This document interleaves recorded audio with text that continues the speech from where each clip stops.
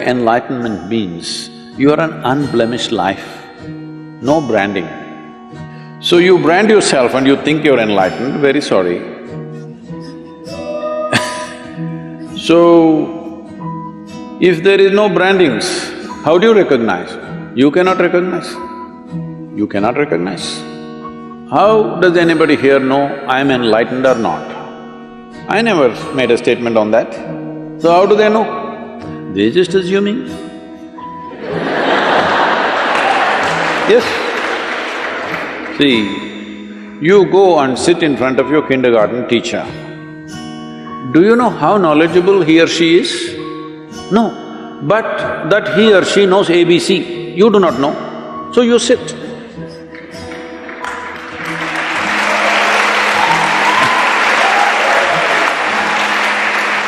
So right now, we are talking XYZ. You do not know, so you sit. So what does it matter whether I got acknowledgement from somewhere else or not? You want to learn XYZ, you sit here. You don't want, you go.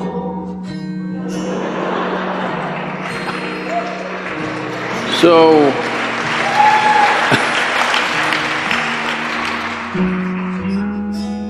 what is it that is being referred to as enlightenment? You know, there's something called as daybreak. It's a good word, I like that. It's called sunrise, but it's a daybreak. The day broke. Is it? No, it's a night that broke. Night means what in our perception? Darkness. If you were an owl, it would be different. In your perception, night means uncomfortable because dark. Your visual apparatus are not comfortable in darkness. That's why we invented all these lights and this and that. Why? Because we are not comfortable when it's dark, because we don't know what is what. In light, we see things clearly. So if night broke, that means if clarity appeared, this is all sunrise is doing to you. You could not see, you were struggling, sun came, suddenly confidence. You know where to go, where not to go, what to step into, what not to step into. This is all enlightenment is.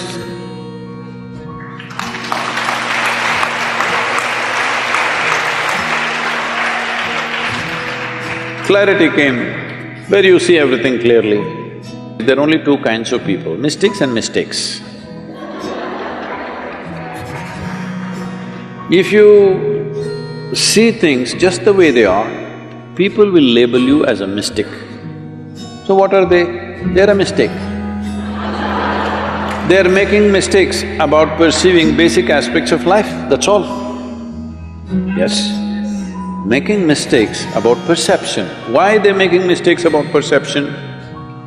Their one hand is always dipped in their memory. This is why we say karma. They are mistaking memory for intelligence, that's all the mistake they have done. Once you mistake memory for intelligence, then you're messed up. If you have some memory about something that other people do not know, you look like scholarly. See, people read 10 books and they become scholars. People just read one book and they become religious. Just one book. How come it qualifies you to become a representative of God? If you read more than one book, then you cannot be, isn't it? You just have to read only one book. So, this is mistaking memory for intelligence. Our entire education system is just this rubbish, mistaking memory for intelligence. If you mistake memory for intelligence, we call you a karma case. You're a karma case because you live out of your memory, not out of your intelligence. If you live out of your intelligence absolutely, without getting your memory and intelligence mixed up, then people say, oh, he's enlightened. Because whatever you bring it in front of him, he'll look at it and say, this is what it is. Simply because he doesn't mix up memory and intelligence, that's all. So if your intelligence has to be free from memory, that means you're free from yourself. That's all.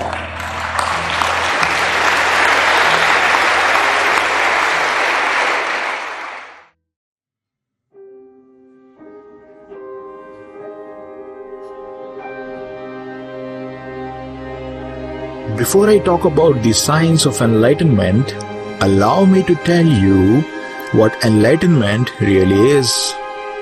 Enlightenment is simply the awakening of consciousness from the dream of identification with body and mind. You are the divine infinite consciousness identified with this limited body-mind complex. And enlightenment is simply knowing yourself as you truly are in your essence. Enlightenment is simply knowing yourself as the infinite consciousness pervading the entire cosmos. There is one consciousness out of which this entire universe has come, and you are that consciousness. But unless you go beyond this identification, you cannot know your real divine nature. Until then, you will remain bound by the cycle of birth and death. And this identification with body and mind is like a dream. It is not real at all. What happens in a dream? When you are in the dream, you cannot deny it.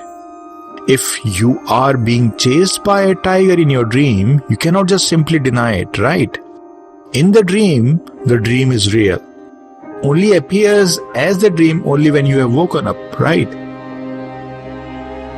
This current state of yours is no different. This waking state is no more than a dream. Though it appears to be real, but it's no more than a dream. And why does it seem so real? It's because of this identification with body and mind. The moment you recognize a gap between you, the consciousness, and the body-mind complex, you would then get the taste of your real nature. And this is what enlightenment is, knowing yourself as the consciousness beyond the body-mind complex. Knowing yourself as the knower of body and mind. And this is the gradual way of getting enlightened. Some people get enlightened through the sudden way, like Raman Maharshi got enlightened this way. Before his enlightenment, he knew nothing about awakening and all. He was merely a boy of 16 when he got awakened from the dream of identification with body and mind. But most of us get enlightened through the gradual way. Slowly and gradually, with your spiritual practices, you come to recognize this gap, this clear separation between you, the consciousness, and the body-mind complex. As I told you, majority of the people awaken this way, the slow and gradual way. Slowly and gradually you come to realize that you are the screen on which this movie of body and mind is playing. You must have been to the movies. What happens there? Whatever happens in the movies seems so real. The fight sequence, the romantic scene, the hysterical laughter, everything appears to be so real. Isn't that so? But the screen on which this whole movie is playing is lost sight of. You don't even bother to know about the screen. Why? Because the movie absorbs all your attention. In the same way, this movie of body and mind has absorbed all your attention, that you can't put your attention on the screen of consciousness. For majority of the people in this world, this screen of consciousness is practically non-existence. For majority, this screen doesn't even exist. Now tell me what happens during the intermission in the movie when the lights are put on. You can see the screen, right? Even when the movie is playing and the light is turned on, you can partially see the screen, right? So, in the same way, you can also see this screen of consciousness if you put the light of attention on body and mind. Look at this body and mind objectively. And since this body and mind complex is really the object and you are the eternal subject, that's why it's possible to look at this body and mind complex objectively.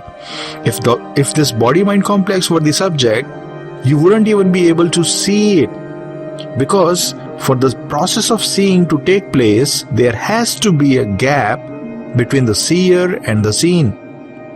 And this is how you see this world, this whole world with your eyes, no? It's because there is a gap between the things of this world and your eyes. Similarly, there is a gap between you, the seer, and the body-mind complex, the seen. And this is the gradual way of getting enlightened. With your sincere efforts on this spiritual path, you would soon be able to recognize this gap. And this is the sign, the most important sign of enlightenment. The recognition of the gap between you, the consciousness, and the body-mind complex. I'm sure in many of you, this awakening process has already started.